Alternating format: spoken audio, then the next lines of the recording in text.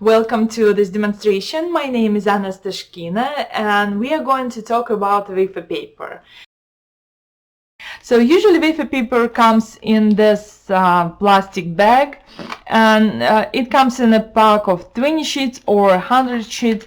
And make sure when you're storing your wafer paper, you store it in a plastic bag or a plastic container and you seal it tight so it's airtight. So here's my template. I'm going to use this large size flour, and to cut your wafer paper, the easiest way I found to do that, let me put it on the side, is to cut my template.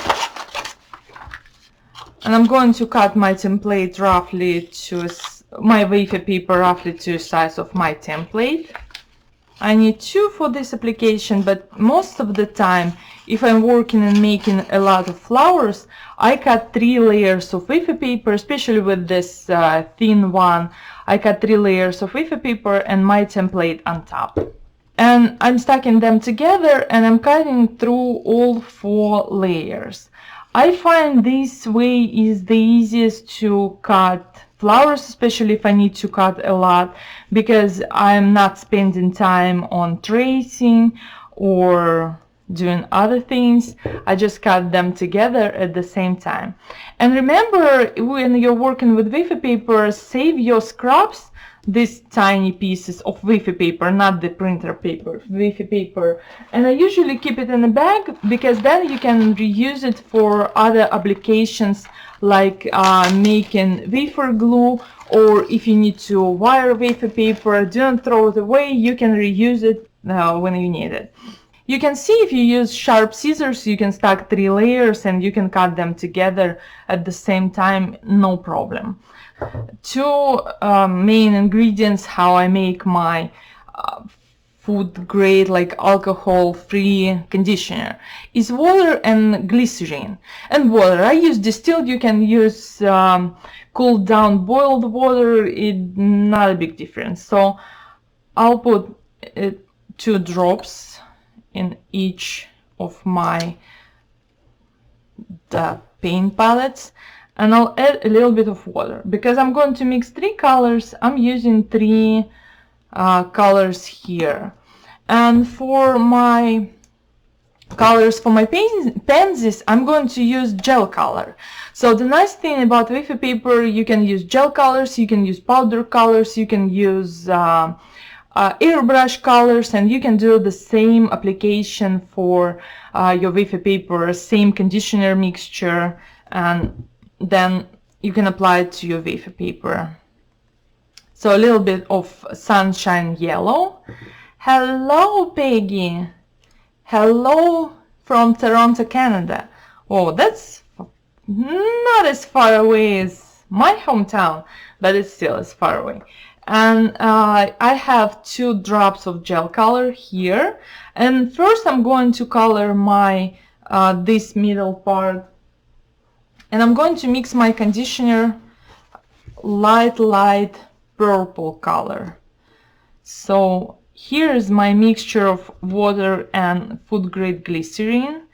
And if you download my template, I put a recipe on the back side, on the second page, so you can have this recipe for yourself and you can mix it when you need it. So I'm going to add just a touch of this purple color, and you can see you don't need much to add color to your mixture.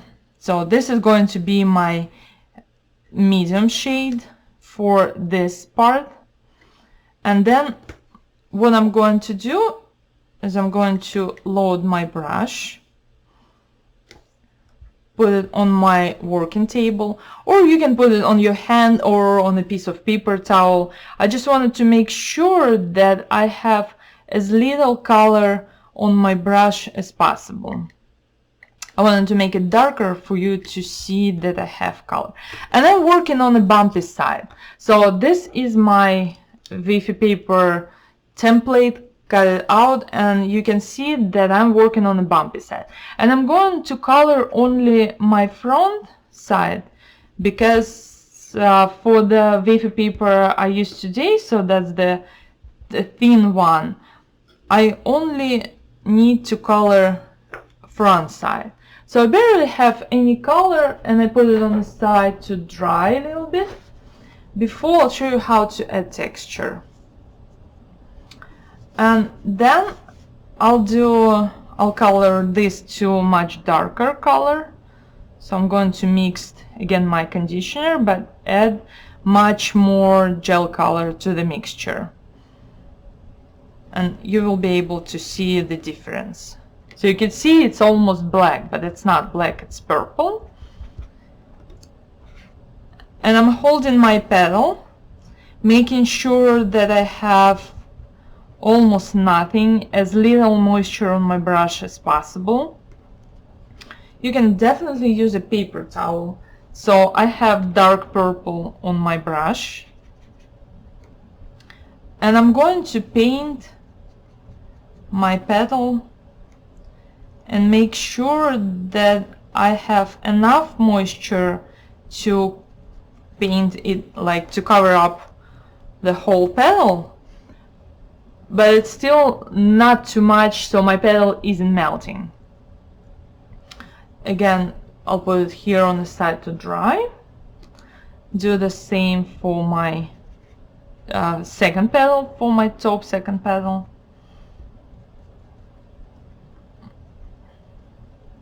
And I'm working on the bumpy side and just leaving this to dry for a few seconds. And for my bottom part, for this part, I'm going to mix yellow color. So let me grab another brush.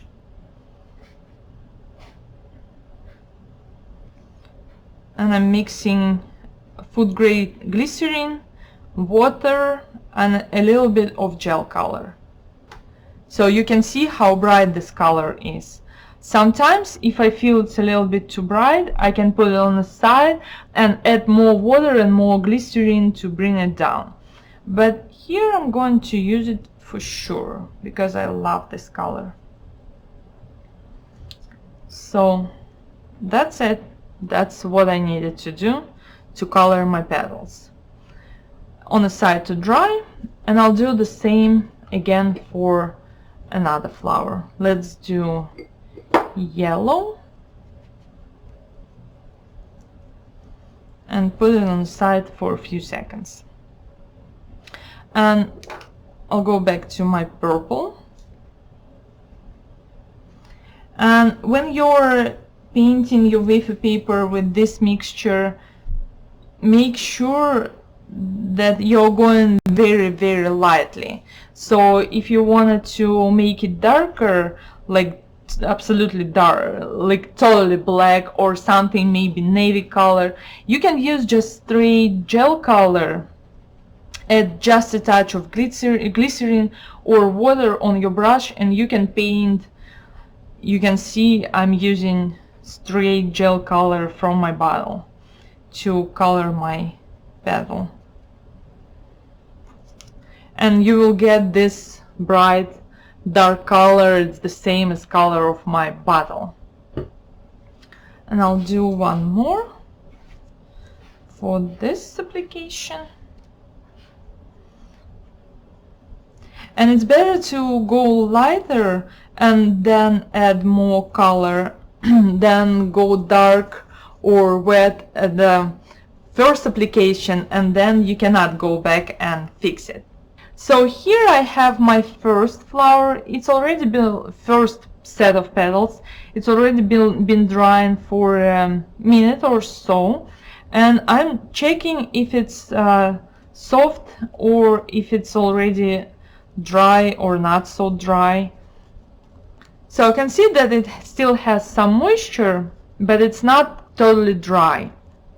I'm going to use this veining stick, but you don't need to. You can leave it like this. You can place it in something to shape it, like in this container or something like this, to shape it and make it rounder. But I'm going to show you how, if you want to vein wafer paper, you need to put it on the side of your flower mat, lightly pressing down to vein. And I'll do the same for my other petals. And the main thing with wafer paper, what we are trying to achieve and what we are trying to do while working with wafer paper is add a little bit of movement, texture, and some interest, because when you use wafer paper straight from the package and you just cut it, nothing interesting about that. And that's the main concern with working with wafer paper, is how to make it interesting. So you need to add a little bit of moisture, you need to vein. You can use a ball tool, place it in the palm of your hand. Most of the time I use it on my hand, and just gently move it around. So you can see now my petal isn't flat anymore. And I'll do the same for this one, just a little bit. And I found that working on the palm of my hand helps with wafer paper to stay in one piece, because your palm of your hand usually has some moisture, at least a little bit, and it helps with wafer paper to shape it. Just a touch. So now you can see the difference between the piece that we had before. Let me see if I have something pre-cut. And now it has some movement, and we are ready to assemble. And it's already dry, so that's the nice thing about working with wafer paper, is it is already dry in like few seconds, few minutes maybe. If I make a lot of flowers and I need to assemble them on a cake, for example, I want to place these flowers on buttercream cake. It's what was one of the questions, how to place wafer paper on a buttercream cake. What I use is cocoa butter. This is the regular cocoa butter you can buy, I don't know, Amazon, everywhere. So that's the food grade cocoa butter, and I place it in a bowl, just a few nibs of cocoa butter. So like this, I will place it in a bowl, and I will melt it in a microwave or over hot water, and it will become liquid. And then I take my flour, like imagine that's the finished flour, and I dip it in my melted cocoa butter, put it on the side to solidify and dry, and then I can place it on my cake, because cocoa butter is pure fat, and it will prevent your wafer paper from melting from your buttercream. So it's going to be your barrier between your wafer paper and your buttercream if you want to use it on a buttercream. Just use a little bit of cocoa butter, or you can use candy melts or chocolate, especially if you're making something like kids related. You can dip your flowers in chocolate and place it straight on a cake, and the barrier between wafer paper and your cake will be enough to protect it from moisture. We let our petals dry for maybe a few minutes, and now let's paint a little bit more. And I'll take my color back, and I'll take my purple brush back, so I'll show you how you can darken your colors and you can add more interest. And I'll take a little bit of this gel color straight from my bottle, and I'm going to paint around like this to make it look cohesive and to bring everything together. Now to assemble this flower, I need to put it, this is going to be my middle section with this darker here, here and here. To assemble wafer paper and to glue this together, I'm going to use a little bit of wafer glue, and wafer glue just made out of mixing wafer paper with water and let it sit for a few hours, preferably overnight. But you can use piping gel or you can use water for this application. So I'm going to add a touch of wafer glue to these two parts and to this middle part and assemble them together.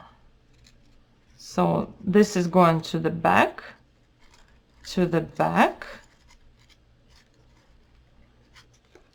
and this is going to be my front piece. And you can see I already have a flower, but I wanted to add more color to that, so I'll put it on the side to dry in a little bit this cup shape. And I'll do the same for this flower. Just a touch of wafer glue to these top parts and to this middle part, and stick them together.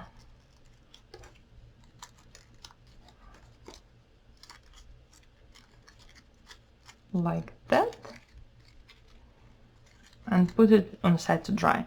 And next step, what I'm going to use to add even more interest and color, I'm going to take an airbrush black color. You can use food marker. I just prefer to work with airbrush color. This is super black airbrush color, and I don't need much, just one drop. And a tiny brush. That is just my personal preference. If you feel comfortable working with food marker, do that for sure. You don't need to use airbrush color and a tiny brush. For me, I love to paint, and I hope you can see why I love to paint, because then I can do all these tiny stripes on my color. And you can use same like purple gel or yellow gel. You can use any color you want and just paint a few stripes here and there to make it look like a pansy flower, and a few lines here and there. And you can make these flowers as quick as you want. You don't need to be precise or specific. You can make them smaller or larger. It's up to you. Absolutely, it is very, very easy to do. And last step, I have just a touch of piping gel here, and this is a holographic gold dust. You can use edible dust. You don't need to use this dust exactly. I just love because it's so shiny, and I love everything shiny on my cake. And I'll take a small brush, or you can even use the back side of your brush, and grab just a little bit of piping gel on my brush. So you can see I don't have much. Dip it in my color, in my gold dust, and place it inside my flower. So now I have flower center. You can see it's a little bit raised up, so it's a little bit not so flat. So again, I'm grabbing a little bit of piping gel on my brush, small amount, and dip it in my gold dust and place it in the middle of my flower, like this. That's how you make your wafer paper pansies. Thank you so much for joining me for this demonstration. I hope you like it. Don't forget to tag me as Astashkina Cakes on social media. And thank you. Have a good day. Bye bye.